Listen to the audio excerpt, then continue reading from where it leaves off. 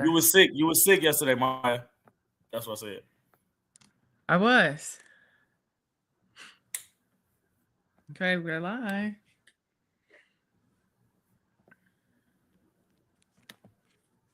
Legal X. What up, Maya? How you feeling? I'm good. I'm much better. I was down. I don't know if it's the COVID, a cold, the flu, the new something, allergies, but I'm better. How are you? I'm doing wonderful, wonderful. Enjoying this nice, beautiful. What is it? Wednesday? Yeah, Wednesday. Mhm. Mother's Day was a lot going on, so back in the groove of things now. Went to Lil O birthday party. Shout out Lil O. I got Lil O 30. Turned 30 yesterday, so went out for that last night. But yeah, though, got some good basketball on today with some great basketball yesterday, and I'm excited to talk about it. Okay. Well, the most important thing for most people would be the picks. How has that been going on the show? Oh man, we really good. Yesterday we gave out two plays actually. We gave out Wemby over his rebounds, over 11 and a half rebounds. He ended up with 17. He had like 8 in the first half, like I said he would. And we also gave out Johannes for the Liberty under 5.5 rebounds. Some people said they messaged me, it's like, yeah, it's at 4.5. What do you think? She only ended with 4, so even if they got it at under 4.5, that cashed as well. So pretty good. The system play was solid. The WNBA system plays have been pretty good. So I'm gonna give out another one today for the W. Okay. We love the WNBA for sure. We need to go to a Sky game Yes, we soon. do. Oh, I will be at every Sky game. We will be at every Sky game. I won't be missing not one. I love going to the Sky games. It's one of my favorite things to do. I like the Sky games more than the Bulls games. Who would be one visiting team you're excited to see? Um, Vegas, Dallas, Okay. Mercury. I know you said one. I'm sorry. It's a lot of teams I would like to No, see it's though. good. I thought you were going to say So it's Fever. Fever. Yeah, I like to see Fever. Mhm. I like to see Fever. It's a lot of teams though. So the W's busting right now. The Dream. It's a lot of teams Okay. I would like to see. The Sparks. The list goes on and on and on. The Storm. I like Just Malonga. name all of them. It's a lot of Mhm. just yeah. Why not? You know. Yeah. The Sun, the Tempo, Nah, the nah, Fire. nah, nah. I ain't got to see I them. knew you were The going to say Liberty. like, The no, Liberty. thank you. Okay. Yeah. That's fair. Okay, well, let's dive into a recap from game 5 yesterday of the Spurs Timberwolves series. This series is kind of all over the place. Spurs finished with the W yesterday. Final score was 126-97 over the T Wolves. What did you think of that matchup? The game went kind of how I thought it would go. The fact that that spread was 10, it kind of told you a lot about it. Just because why would the Timberwolves be getting 10 points and they just won, you know? Mm-hmm. And it proved that that spread was big for this reason. Victor Wembanyama came back. Wemby came back, and he came back with a vengeance. And the Spurs just dominated on both sides of the ball. Minnesota couldn't score. Uh, it's just like whenever Wemby's in, you can't get anything at the basket. You just run away. He was taking things off the dribble, doing spin moves like this in transition. Like he's 7'4" doing these things. That's pretty Mm-hmm. scary. Making threes, it's tough to stop. It's you don't game plan for. It's kind of impossible to game plan for. So yeah, it's kind of what I expected. I don't think Minnesota can beat this team at all with Wemby.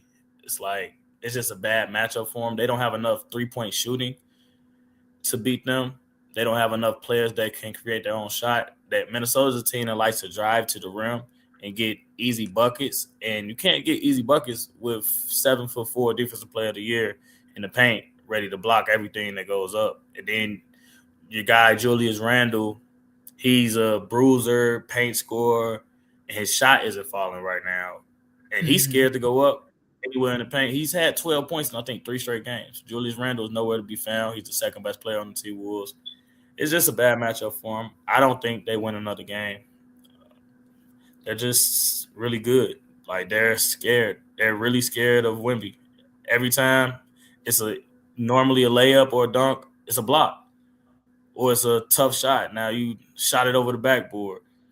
It's just tough stuff to beat these guys. It's kind of like when Kevin Durant went into the league and everyone took a minute to try to adjust, to figure out how he plays. And, it's another 7-footer. Oh, we could move, yada, yada, yada. Do you think that within the next, let's say, 2 to 3 years, we might have a couple of Wembys? Or do you think he's going to go on a run for a minute?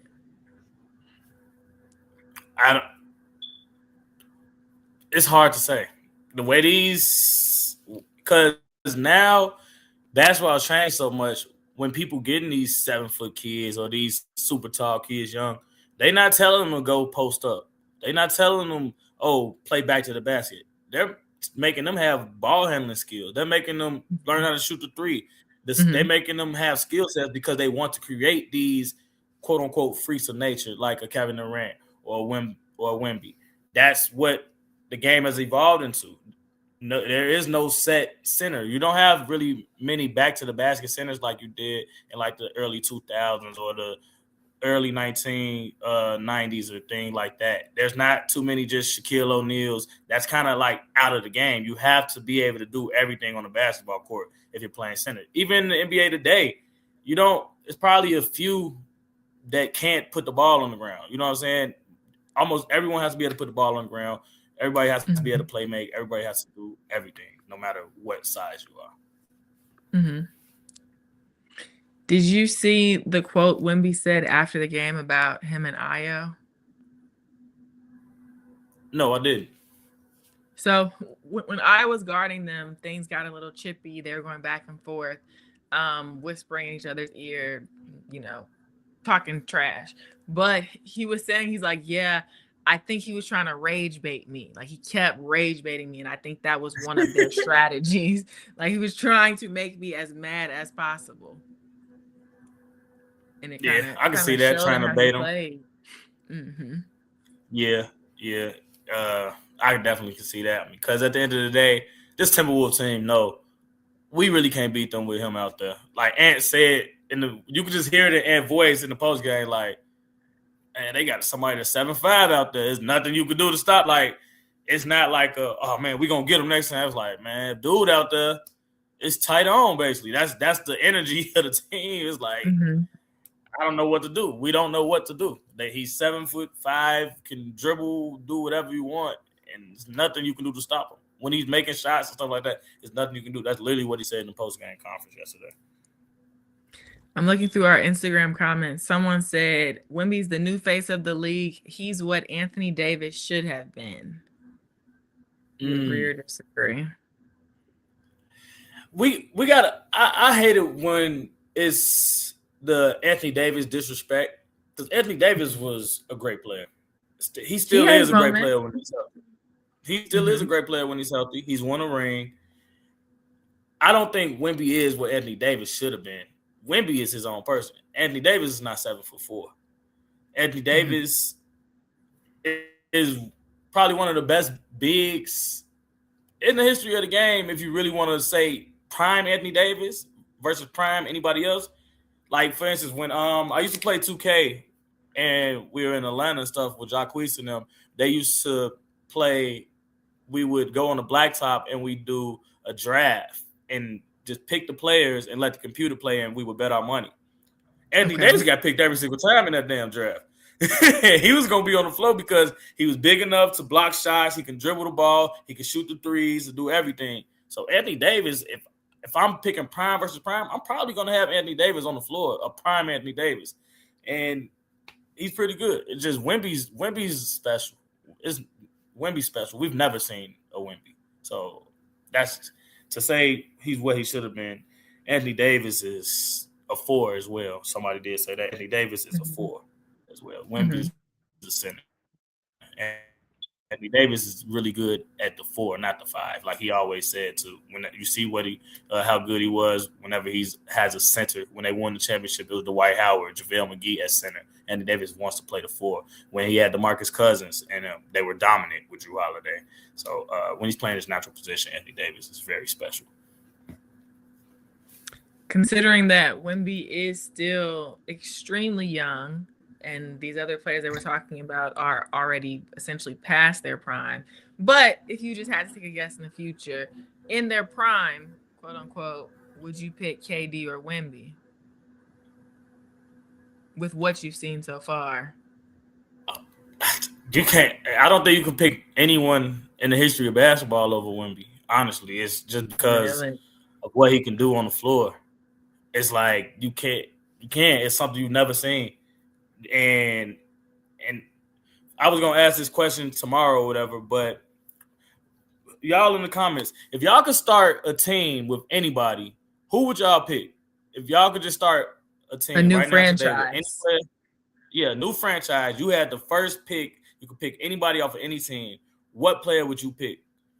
My answer, everybody know who my favorite player is Shea, but you got to be an idiot not to pick Wemby, I think. You got to pick Wemby because he does so much, and he can cover so much ground and make up for so many things that your team may lack just because of the rim protection, the size, just the mismatches he creates. He makes it easier for other people to play because you can't play Wemby one-on-one. You got to, so now that player that's in the corner, he's playing off of somebody that's coming attacking him off of a double team because now they coming back to help instead of them sitting on him in the corner. It gets Wemby. You got to pick Wemby. I'm looking through the Instagram comments. Most people are saying Wemby because he's having his moment right now. But my question for you, Dallas, and the viewers, what if it had to be domestic? So if it's no international players, no Shea, no Wemby, no Joker, no Joel, is someone born and raised in the United States, a citizen? Since it's such an international game now. Let me think. That's a good question, Maya. Would it have to be like a LeBron? It depends on if we're talking about prime. Are we talking prime? Everybody in the prime, it got to be Bron if it's prime. If we talking about right now, you said picking anyone, so you said anyone. Okay. Well, if it's prime, I'm taking LeBron. You got to take LeBron if it's prime. If it's current, I would say, wow. I would say Anthony Edwards. I'll say Steph. Okay. I'll say Steph because my thing with when I'm picking my first player in the draft or whatever, I'm picking someone that changes the way the defense has to play. Steph is one of those players. That's just because when Steph is on the floor, now the whole defense has to step out further. They have to, because he doesn't just play on ball. They have to worry about him coming off screens, doing all these type of things. He changes everything that everyone else on the floor has to do, not just the person that's guarding him. So I would definitely say Steph would be my first pick. Okay. I'm looking through Instagram comments. They're agreeing. They said if it's anybody, LeBron. Currently, some people said Anthony Davis, Derrick Rose, Zion Williamson, if he was healthy. Maybe Ja Morant. It's a decent amount of names being thrown out there. But Dallas, I also think if we're talking about a brand new franchise, right? You mentioned before you think Cade Cunningham had a lot of star power. He's just stuck in Detroit. Or even like a Jalen Brunson before New York. The city boosted them up. Do you think you would maybe go to one of those players and shift them to your franchise? I like Cade. I think Cade is really going to be special. I feel like he has the same things that Shea has. He has a lot of the same stuff that Shea has. So yeah. Okay, you ready to move on to tonight's playoff games? Yeah. Okay. There is only one game tonight. It's the Cleveland Cavaliers versus the Detroit Pistons. Kevin Huerter is listed as a game time decision with a thigh injury, and then Duncan Robinson is also listed as a game time decision because of his back. What you thinking about this series? This game, I mean, every game has been insane. Home team has won every game. The Cavs haven't won on the road yet. Haven't lost at home yet. This is going to be cinema. Every game has a different turn. Last game, it was the Donovan Mitchell show. And, yeah, it's just – I don't know what's going to happen in this one. I do think that it's a lot slower paced game. It was a lot of fouls in that last game. A lot of fouls. Donovan Mitchell, of course, scored 43 points. The Pistons only lost by 9, and Donovan Mitchell scored 43. And also, they shot 30 free throws. 34 free throws. They made 30 of them. So I think that the Pistons have a better showing tonight. I think the Cavs don't play as well on the road. Duncan Robinson, we already talked about the Duncan Robinson stat. Whenever he scores that 15, they're pretty good. So he does need to actually make some shots. He played pretty bad last game, but that's usually how it goes. Role players like that usually play better at home and kind of fade away on the road. I do expect Duncan to play better and them to get some open shots for him. It's going to be a good game. I mean, I won't be missing a minute of this one at all. I won't miss a minute of this one. Did you expect originally for this series to end up tied, or was there one team that you thought would have been more dominant going in? Going into this series, I thought Cleveland was the better team, but I definitely thought this was one that was going to go 6 or 7 games for sure because Cade is special, Donovan special. Is special players on both sides of the ball. The thing for Detroit has really just been Jalen Duren has not stepped up. He's disappeared. He's turned into – I'm not even going to say the name I said to Deontay earlier on the phone, but he's turned into a player that's not an all-star. Okay. That's not a good player in the playoffs somehow. Somebody identity theft on him or something. He's not who he was in the regular season in not one game, really. So that's pretty big for Detroit. If he can come back and actually be half of what he was in the regular season, Detroit should probably win this series, but we'll see. Well, considering that they are at home in Detroit tonight, what do you think would be some of the keys to victory for Detroit to come out with the dub? They have to play, I think their role players have to step up. One of them is Dennis Jenkins. I think that he's one of the when I'm looking at this series, no one can guard Donovan Mitchell. You can't put Cade on him because you don't want him getting in foul trouble. The Thompson twin keeps fouling. But Jenkins, he matches the energy. He's going to pick him up full court. He doesn't care. He's, you know what I'm saying? He's trying to make a name for himself. I remember in one of the post-game interviews, he was like, yeah, everybody else out there got a name. I'm just trying to make people know who my name is. So he's giving 100% maximum effort on both sides of the ball. I think he has to score double digits. But I think he's the best matchup for Donovan Mitchell. If it's not the full game, just throw him on him a little bit to tire him out. You see how he's picking up full court? Look at the pressure defense. He's the only one that can kind of laterally move with Donovan Mitchell because he kind of is a perfect height and everything. He has to play. He has to play. It's kind of like the Terrence Shannon thing. He has to play. He has to play. He has to play big minutes. I think they got to put him on Donovan at times. I don't think the Cavs will shoot as well at Detroit at all. And the next thing they have to do is just stop fouling. They have to stop fouling, Maya. 34 free throws, 34 free throw attempts to 12. Detroit was 9 of 12 at the free throw line last game. Cleveland was 30 of 34. And Detroit lost by 9 points. That says a lot. That if I'm the Detroit Pistons, I'm pretty confident, you know. Their coach even had something to say about it after the game the other day. We're going to play the clip here. It is. We didn't do enough, obviously, to help ourselves, and I'll start there. But ever since we came to Cleveland, the whistle has changed. There's no way that one guy on their team shoots more free throws than our team. We're not a settle team. We're not a jump shooting team. We drive the ball, attack the paint. So what was done out there tonight, it's frustrating.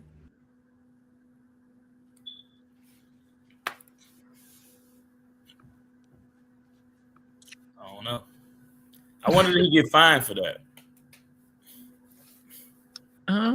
Do you think that was a direct criticism of a specific ref, or just saying maybe they need to lock in a little bit? He said the whistle changed in Cleveland. I guess he said it. I guess he weaved his way through not getting fined. Yeah, he tried to be as politically correct as possible. Yeah, he kind of weaved his way through not getting fined. But yeah, that was the big thing, That was the big thing for sure in that game. The fouls. I think don't foul. If the free throws are anywhere close, the fact that Donovan Mitchell made more free throws than Detroit attempted is kind of crazy too. Like, that's insane. And Detroit, my bad, I'm sorry, Maya. And the fact that Detroit is a team that doesn't shoot a lot of jumpers. Detroit, the whole knock on them all year has been they can't shoot threes. They don't shoot threes. All they do is drive to the rim. To only shoot 12 free throws and the other team shoot 34 is insane because they're not a jump shooting team. If it's a jump shooting team, that's the difference because they're not attacking the rim. Detroit attacks the rim all the time. Do you think if you were the opposing team and you see, okay, well, every time they touch us, we get fouled, would you tell your players to lean into that more and to keep driving to try to get those fouls? Yeah, for sure. For sure. I just – what else I've noticed about just the NBA is most of the time when the foul differential is crazy, the next game is kind of close to even, or the team that it's human error. It's people are human at the end of the day. So the refs look at it, the NBA look at it like, yeah, that's crazy. Yes, they probably did foul Donovan Mitchell 15 times, but naturally you're going to call the game closer as far as the fouls. You're going to try to make the differential more. Yeah, I think to your point, like you said, the refs are just human beings. So, like, they don't have a preference as to who actually wins. And they do go back later and look at the footage. It's kind of like the one ref, did you see where he had called the ball out of bounds, but it was the other player's foot who went out, not the guy who had the ball. Oh, yeah. The only thing that you can say is like, oh, my bad. Like, I thought it was him. That's it. And then the next game comes and you just got to keep it moving. Yeah, for sure. So is there anything else you want to talk about with this Cavs-Pistons series? It's going to be interesting. I like the under tonight. I kind of like the under. I think it's going to be a little bit less fouls called. And I don't think the Cavs will shoot as well on the road. And the Pistons don't shoot threes. So that kind of equates to under for me a little bit. Mm-hmm. And the last few NBA games have been going over. I don't usually take the regular number that they give out. So everybody in our group know what we're going to do. Whenever it gets to a number that I like, I'll signal everyone to take the under at a number that we do like. So, yeah, that's about it. This is a coin flip series, though. Okay. And then I know you wanted to talk about a WNBA game tonight, and you wanted to do the Indiana Fever versus the Los Angeles Sparks. Yeah. Has anybody been watching the WNBA in the comments at all? Y'all been tuned into the W? Okay. Mm-hmm. Yeah, so this game is the game of the night. So I think what I'm going to do every day, we're going to have the WNBA game of the night. WNBA game of the night is Fever versus Sparks. The total is at 185. You got Caitlin Clark versus Kelsey Plum. It's going to be fireworks. Fever versus Sparks. In the first game the Fever played, it was over 200 points scored. So that lets you know a lot about that. In the W, just in general, there's been a lot more scoring happening. There's only been 3 games that have went under so far since Friday. Every game has went over. It's due to the new rules. They're trying to make the game more scoring, less physical. There was a lot of complaints about how physical the game was for the women towards the end of last year, and they made an adjustment. The commissioner literally has made an adjustment. There's been a lot of players fouling out. Jonquel fouled out, Malonga. A lot of people have just been fouling out of games because the refs are calling a lot more fouls, and that equals more points. So they want the game more free-flowing, just like the NBA did a few years ago, and it's resulted to every game going over except for 3. That is insane. Imagine just taking every game over. You'd be up a lot of money right now. But this is one of them that I think will probably get in the 200s. The total's at 185 for a reason. I think Caitlin Clark scores crazy. Mitchell, she had 30 in the first game. Caitlin Clark kind of took the back seat, and they lost. So I do think that Caitlin, she's gets on her logo threes, Caitlin Clark thing. I think she's going to be shooting it from everywhere, like we know her to do, how she changed the game. She hasn't been that good since her rookie year, though, honestly. But I do think she's going to be. It's the injury. Yeah, exactly. I think she's going to be healthy this year. They trying to manage her minutes a little bit better so that she can actually make it through the whole year.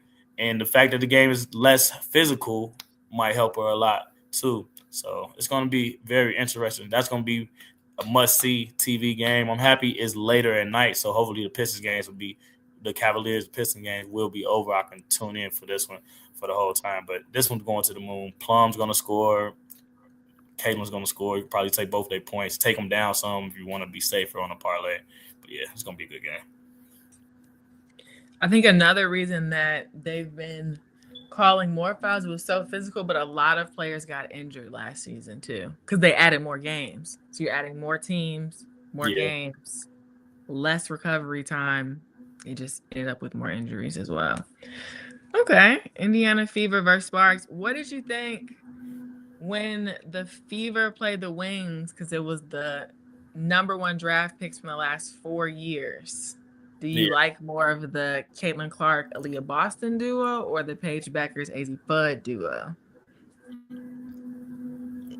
I feel like duo-wise, Caitlin Clark and Aaliyah Boston go together better because it's a big and a small, technically. Okay. So I kind of like that better. But the Wings team is good this year. The Wings, they're not going to be the worst team in the W this year at all. They're going to win a lot of games. They're going to win a lot of games. They have a really good team. They're going to win a lot of games. So they can score the ball. They got to play some defense eventually, but they can definitely score the ball. Yeah, for sure. Okay. Are you ready to get to the free system play of the day? Yep. Free system play of the day is, let's make sure. Well, I'm going to give this one now anyway. Melbourne under 10.5 points. She plays for the Storm. It actually has changed. Oh, they moved her down to 9.5. That's why it changed. But the system play was under 10.5 for Melbourne. I'll give y'all which one is the top one, though, now, because it changes throughout the course of the day as we get closer to game time. So that's the original one. But the one that is the highest now is Flau'jae Johnson under 14.5 points. She also plays for the Storm. So they don't think the Storm girls are going to score too much in the backcourt. So ring, ring, ring. First thing I think is Malonga over 15 points. I think she's going to score 15. She got in foul trouble last game. I feel like she has a great matchup. The fact that the system has both of the guards for the Storm going under, I mean, somebody got to score the ball. I think it's our girl Malonga. They want her to be the focal point of this team. They want her to be the star of this team. She didn't play most of the last game. If I'm the coaching staff, the girl who I want to be my star player didn't play because of foul trouble. I'm going to feed her the whole time to get her confidence back up. I think she scores 20-plus points and grabs 10-plus rebounds. I think it's going to be one of those 20 and 10 games for Malonga easily. But her line is only at 14.5. So I think she scores 15 points. I think she gets a double-double, 10 rebounds, all that stuff. Double-doubles plus money. That's one of my plays today too. So that's something I actually bet. I bet Malonga for sure. It also makes sense because the Seattle Storm, they're going against the Toronto Tempo. They're a new team. It's a new franchise. They just won their first game ever in history. So they're still trying to figure each other out. Their big is not doing what Malonga can do because she's going out there dunking, going crazy. So that's exactly. fair. Exactly. Right. And then, as always, you guys can text Legal Licks Live for what sort of package? We got $200, 30-day package, all plays, all sports. It's no better time to get in because the WNBA is going to be really, really good to us. Hockey's been on fire. I think we've cashed about 5 straight NHL playoff bets. They've gone down to the wire. Some of them went to overtime. Some of them at the last second have cashed, but they have cashed. And it's been 5 in a row, going for 6 in a row tonight. And you get all the sports. So we got some big UFC this weekend and some big boxing as well this weekend. So you want to lock in $200, 30 days. Can't get no better than that.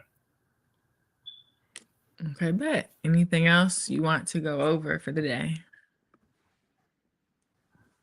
No, that's it. I'm about to get ready and watch these games, put bets in, send everything to our group members, and enjoy this day. Okay, as always, thank you guys for watching. If you are on YouTube or Twitch, please subscribe, and we will see you guys tomorrow. All right.